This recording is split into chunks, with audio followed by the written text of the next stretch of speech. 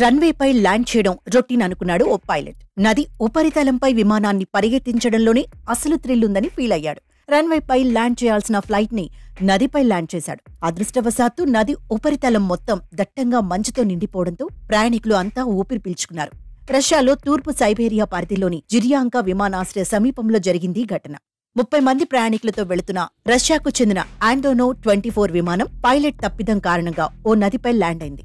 అయితే flight land అయిన సమయంలో ఆ నది గడ్డగట్టుకుపోయి ఉండటం విశేషం. ప్రస్తుతం చలికాలం కారణంగా ఆ ప్రాంతంలో ఉన్న నది మొత్తం గడ్డగట్టుకుపోయింది. దీంతో పొరపాటున పైలట్ ఎయిర్పోర్ట్ అనుకుని దాని సమీపంలో ఉన్న కొలిమా నది ప్రాంతంలో విమానాన్ని ల్యాండ్ చేశారు. అయితే ఫ్లైట్ ల్యాండ్ అయిన తర్వాత ప్రయాణికులకు ఎలాంటి ఇబ్బంది తలెత్తలేదని అక్కడి అధికారులు తెలిపారు. దీంతో పాటు ఫ్లైట్కు కూడా ఎలాంటి ఇబ్బందులు ఏర్పడలేదని, సురక్షితంగా ఉందన్నారు.